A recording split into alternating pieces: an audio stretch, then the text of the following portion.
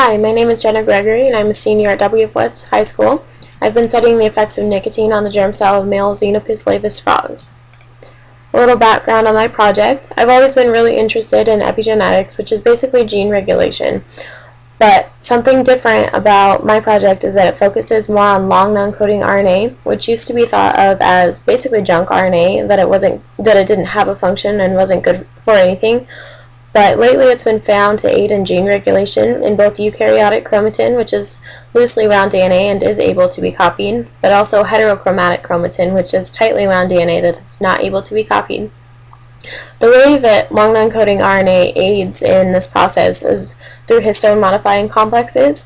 Histone modifying complexes don't actually have the ability to bind to DNA, and what the long non-coding RNA does is lead that histone modifying complex to the loci in DNA where it should be active, and then it's able to modify the histone. It's recently been found that subjects with diseases such as Alzheimer's, heart disease, and schizophrenia have shown elevated levels of long non-coding RNA. For Alzheimer's, the elevated level of long non-coding RNA is actually found in the brain tissue.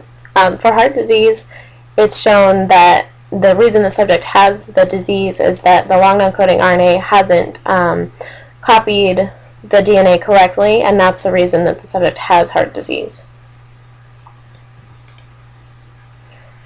There are many things that can influence gene regulation.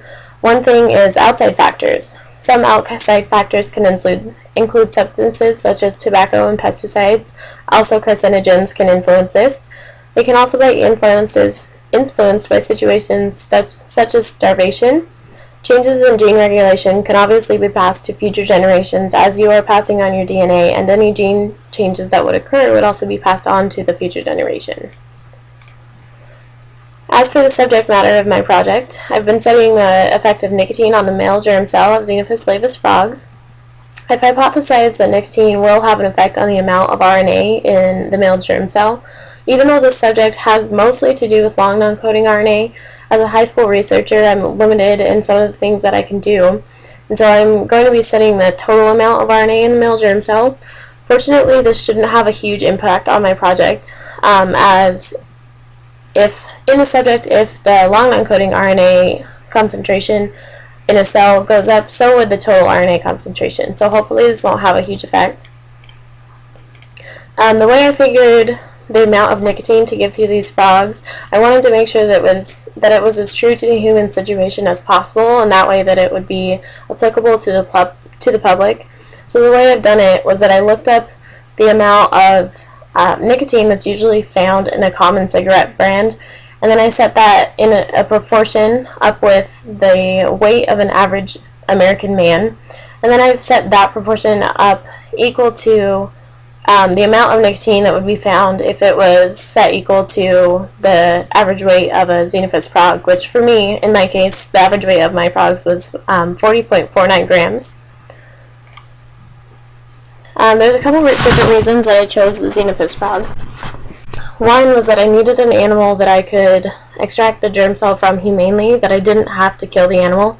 The frog works really well for this because I can use a process called cloacal lavage, which is actually just a process of basically washing out the germ cell. It doesn't cause any harm to the animals, and it's really a low-stress procedure. As for the results of my project, my research is ongoing at this time. I'm still collecting data, but I will have results that can be presented in May. So I look forward to sharing those.